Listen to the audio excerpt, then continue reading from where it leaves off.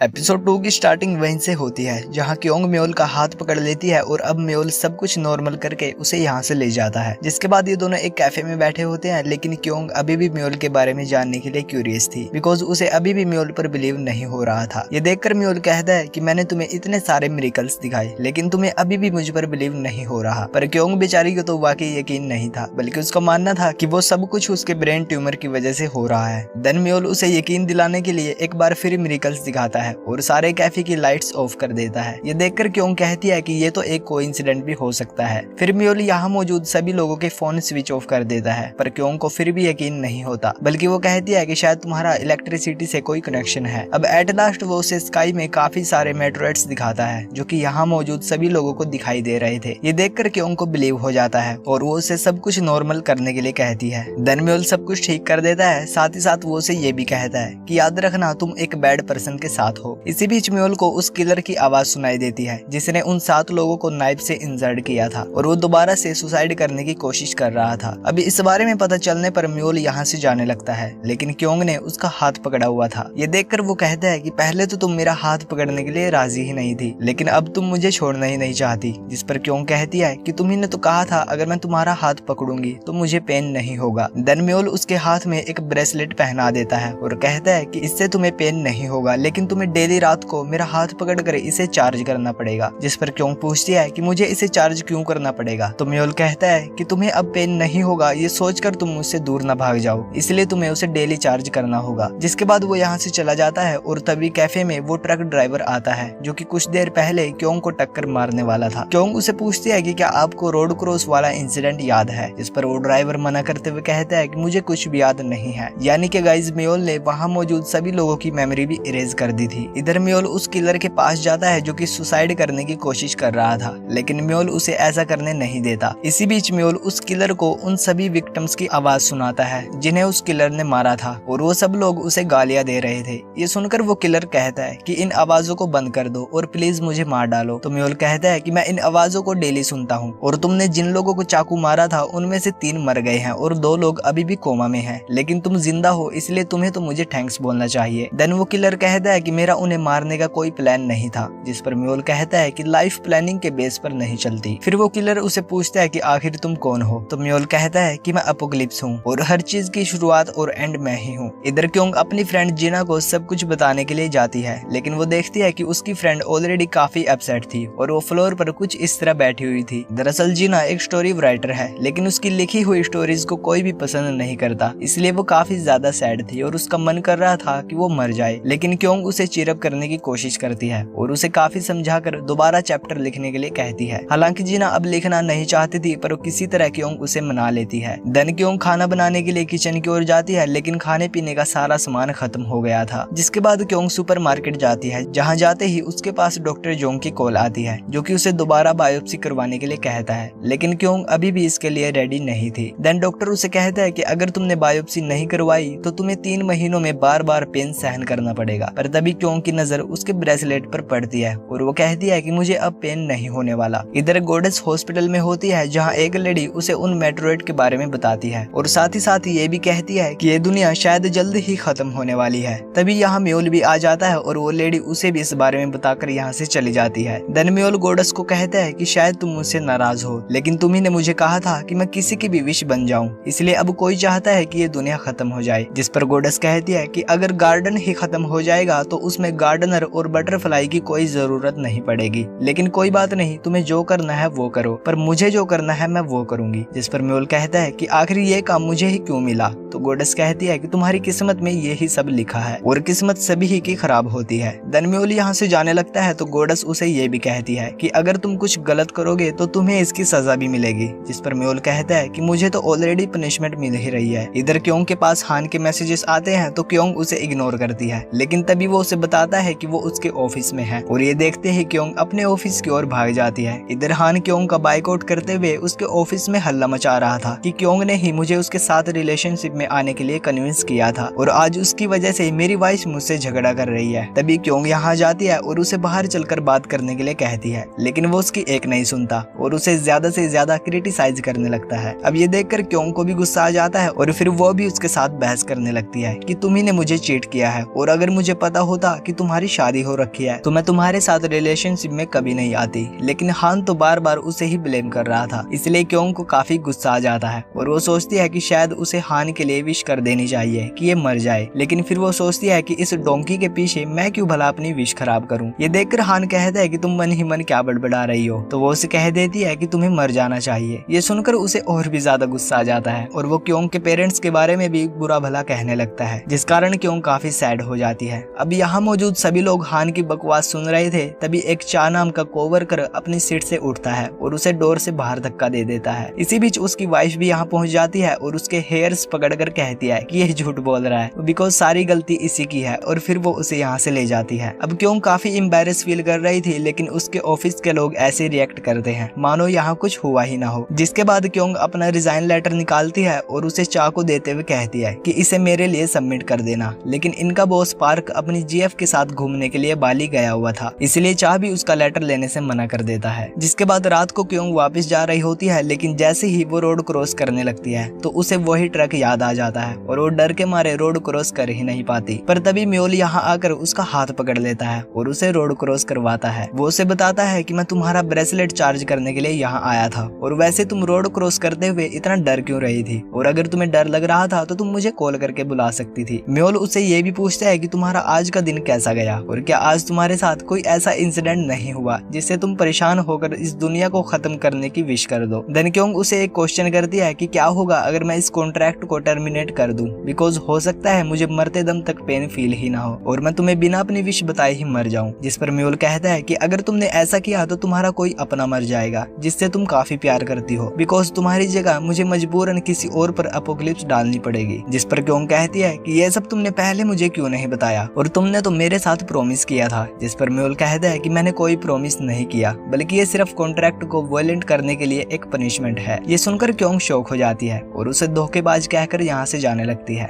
लेकिन तभी म्योल क्योंग को दोबारा उसे उसी सिचुएशन में ले आता है जहाँ वो ट्रक उसके सामने चला आ रहा था। म्योल उससे कहता है कि मैं तुम्हें सोचने के लिए एक और मौका देता हूँ, बिकॉज कुछ पाने के लिए कुछ तो खोना ही पड़ेगा। अब क्योंग काफी सोच विचार करने लगती है और वो ट्रक उसकी ओर चला आ रहा था एंड एट लास्ट डर के मारे क्योंग खुद को बचाने के लिए कहती है, और फिर म्योल दोबारा से सब कुछ नॉर्मल कर देता है। ये सब देखकर क्योंग काफी गुस्से में आ जाती है और वो म्योल को एक थप्पड़ मार देती है और कहती है कि तुम्हें तो ये सब मजाक लगता है, तुम सिर्फ मेरे साथ मस्ती कर रहे हो। जिस पर म्योल स्माइल करते हुए कहता है कि मैं मस्ती नहीं कर रहा, बल्कि ये सब तुम्हारी चॉइस थी और मैं तो सिर्फ तुम्हारी विश पूरी करना चाहता हूँ। ये कहकर वो यहाँ से चला जाता है और घर आकर क्योंग की बातें याद करने लगता है। इधर क्योंग भी अपने घर आ जाती है जहाँ उसका भाई उसके लिए राइस केक लेकर आता है, लेकिन क्योंग तो काफी ज्यादा अपसेट थी। तभी वो अपने भाई को हक कर लेती है, बिकॉज वो अपने भाई से ही सबसे ज्यादा प्यार करती है और म्योल ने उसे कहा था कि अगर वो विश किए बगैर ही मर गई तो उसका अपना कोई मर जाएगा। अगले दिन क्योंग अपने काम पर जाती है, जिस दौरान वो म्योल को हर जगह फाइंड करती है, लेकिन आज वो उसे कहीं भी दिखाई नहीं देता। जिसके बाद लंच टाइम में क्योंग जीना से मिलती है तो जीना उसे बताती है कि मैंने राइटिंग छोड़ने का डिसाइड कर लिया है। क्योंग उसे पूछती है कि अगर तुम्हारे पास जीने के सिर्फ 100 दिन बचे हों तो तुम उन दिनों में क्या करना पसंद करोगी। जिस पर जीना कहती है कि सबसे पहले तो मैं 5 लेयरिंग वाला केक बाय करके उसे अकेले ही खाऊंगी और फिर मैं ट्रैवल वगैरह पर जाने के बारे में सोचूंगी। फिर क्यों कहती है कि अगर मेरे साथ ऐसा हो जाए तो मैं तुम्हारी जैसी एक बेस्ट राइटर बनकर मरना पसंद करूंगी, इसलिए मेरी बात मानो, सिक्वेंशियली पब्लिश्ड करना छोड़ दो, बल्कि शॉर्ट स्टोरीज पर ज्यादा ध्यान दो। साथ ही साथ वो जीना को ये भी बताती है कि मेरे बॉयफ्रेंड ने मुझे चीट किया है बिकॉज उसकी ऑलरेडी शादी हो रखी थी।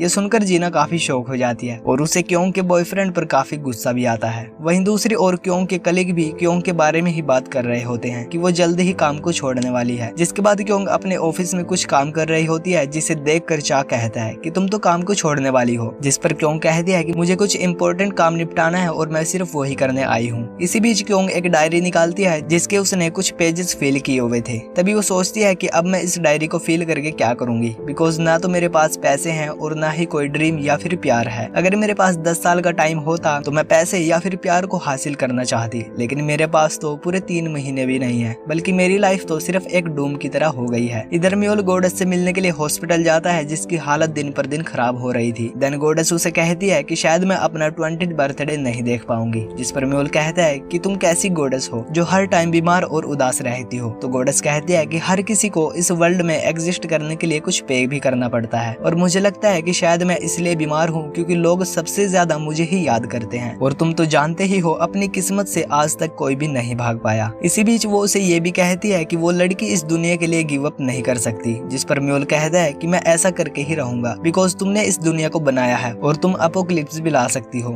जिस पर गॉडेस कहती है कि फिर मैं जो चाहती हूँ मैं वो ही करूंगी, क्योंकि हर इंसान अपोकलिप्स नहीं चाहता। अब म्योल अपने घर जा रहा होता है, लेकिन वो रास्ते में ही क्योंग के लिए गाड़ी घुमा लेता है। इधर हम क्योंग को देखते हैं जो कि अपने फ्यूनरल के लिए फोटो खिंचवा रही होती है। तभी म्योल भी यहाँ पहुंच जाता है, जिसे देखकर क्योंग का मूड खराब हो जाता है। वो उसे कहती है कि क्या तुम्हें एक और थप्पड़ खाना है, जिस पर म्योल कहता है कि क्या तुम नाराज लोगों से ऐसे ही माफी मांगती हो। तो क्योंग कहती है कि मुझे कोई रिग्रेट नहीं है। खैर फोटो हो जाने के बाद क्योंग उसे लेकर यहाँ से जाने लगती है, तो म्योल भी उसके पीछे पड़ जाता है। वो उसके साथ बात करने की कोशिश करता है, लेकिन क्योंग कह देती है कि मुझे तुमसे कोई बात नहीं करनी, लेकिन वो फिर भी चुप नहीं होता। वो उसे कहता है कि तुम ये सब काम करने में अपना टाइम क्यों वेस्ट कर रही हो, बल्कि तुम्हें तो अच्छे पलों में अपना बचा हुआ टाइम बिताना चाहिए, और वैसे भी तुम अपने फ्यूनरल में मौजूद नहीं रहोगी। जिस पर क्योंग कहती है कि ये फोटो मेरे लिए नहीं बल्कि दूसरे लोगों के लिए है, पर तुम्हें इस सबसे क्या लेना देना, बिकॉज तुम्हें तो सिर्फ अपनी ही पड़ी रहती है। जिस पर म्योल कहता है कि मैं शेल्फिश नहीं हूँ, बल्कि मुझे तो सबसे ज्यादा दूसरे लोगों की फिक्र रहती है, इसीलिए तुम्हारे थप्पड़ मारने के बावजूद भी मैं तुम्हारा ब्रेसलेट चार्ज करने आया हूँ। तभी वो उसे हाथ देने के लिए कहता है, और जैसे ही क्योंग उसे अपना हाथ देती है तो वहाँ ऊपर लगी लाइट्स ब्लिंक होने लगती है। ये देखकर म्योल कहता है कि अगर तुम्हें मेरे साथ रहना है तो तुम्हें इन सब चीजों की आदत डालनी पड़ेगी। क्योंग उसे पूछती है कि क्या तुम इस लाइट के साथ छेड़छाड़ कर रहे हो, जिस पर म्योल कहता है कि नहीं, मैं इसके साथ कुछ नहीं कर रहा, लेकिन ये मेरी वजह से ही ब्लिंक कर रही है। जिसके बाद ये दोनों साथ में वॉल करते हैं, और तभी इनके पास से एक एम्बुलेंस निकलती है। साथ ही साथ क्योंग को एक बोर्ड से पता चलता है कि आज 18 एक्सीडेंट हुए हैं, जिनमें 2 लोगों की मौत हो गई और 16 लोग इंजर्ड हो गए। ये सब देखकर क्योंग उसे पूछती है कि क्या ये सब भी तुम्हारी वजह से ही हुआ है, जिस पर म्योल कहता है कि नहीं, ये मैंने नहीं किया, लेकिन हुआ ये सब मेरी वजह से ही है। जिस पर क्योंग पूछती है कि तुम ऐसे कैसे जी रहे हो, तो वो बताता है कि मैं जी नहीं रहा हूँ, बल्कि मैं इस वर्ल्ड में सिर्फ एग्जिस्ट करता हूँ। मैं अपोकलिप्स का एक बॉटम हूँ, इसलिए मेरी हर मूवमेंट पर मेरे आसपास की चीजें अफेक्ट होती हैं, और सिर्फ यही मेरा काम है। इसी बीच हमें ये भी पता चलता है कि म्योल उन सब लोगों की आवाजें सुनता है जिनका कुछ ना कुछ नुकसान हो गया होता है, और वो लोग सिर्फ म्योल को क्रिटिसाइज करते हैं। खैर अब कुछ बातें हो जाने के बाद म्योल यहाँ से जाने लगता है। तभी क्योंग के पास हान आता है, जिसने काफी ड्रिंक की हुई थी। वो उसे कहता है कि ये सब मेरी ही गलती है, और मैंने अनजाने में तुम्हें इतना कुछ कह दिया, लेकिन मैं अभी भी तुमसे बहुत प्यार करता हूँ। इसी बीच वो क्योंग को सॉरी बोलते हुए हक करने लगता है, लेकिन क्योंग उसे पीछे करने की कोशिश करती है, और इस हाथापाई में उसकी वो फ्रेम फोटो नीचे गिरकर टूट जाती है। अब ये देखकर म्योल हान को पकड़ लेता है और क्योंग को पूछता है कि क्या तुम इसके लिए मरने की विश करना चाहती हो, जिस पर वो कहती है कि नहीं, मैं इस स्टूपिड के लिए अपनी विश खराब नहीं करना चाहती। तभी म्योल क्योंग को कहता है कि डार्लिंग तुम इसे मेरे ऊपर छोड़ दो और घर जाकर खाना खा लो, बिकॉज मैंने तुम्हारे लिए एक डिलीशियस डिश बनाई है। ये देखकर क्योंग शौक हो जाती है और सोचती है कि इसे अचानक क्या हो गया। इसी बीच क्योंग का भाई यहाँ जाता है और एक स्टिक उठाते हुए पूछता है कि यहाँ क्या चल रहा है। तो क्योंग कहते हैं कि अरे रुक जाओ, तुम जैसा सोच रहे हो वैसा कुछ भी नहीं है। लेकिन उसका भाई उसकी एक नहीं सुनता और हान के पीछे स्टिक लेकर दौड़ने लगता है। जिसके बाद क्योंग अपनी ब्रेक हुई फोटो को कांच सहित उठाने लगती है तो उसकी उंगली में कांच लग जाता है, लेकिन म्योल उसकी हेल्प करता है और उसके वाउंड को हील कर देता है। साथ ही साथ वो कहता है कि मैंने तुम्हें कहा था मैं तुम्हें पेन नहीं होने दूंगा, और मैं सिर्फ इसलिए तुम्हारे पास आया बिकॉज मुझे तुम्हारी और अपनी सोच एक जैसी लगती है। अब जैसे ही म्योल यहाँ से जाने लगता है तो पीछे से क्योंग उसे कहती है कि ये सब नहीं चलेगा, इसलिए क्यों ना हम दोनों साथ में रहें। ये सुनकर म्योल के फेस पर स्माइल आ जाती है एंड ये एपिसोड यहीं पर खत्म हो जाता है। तो गाइज ये थी एपिसोड 2 की एक्सप्लेनेशन। इसके बाद ये ड्रामा और भी ज्यादा इंटरेस्टिंग होगा, इसलिए चैनल को सब्सक्राइब करके बेल आइकन को जरूर प्रेस कर लेना।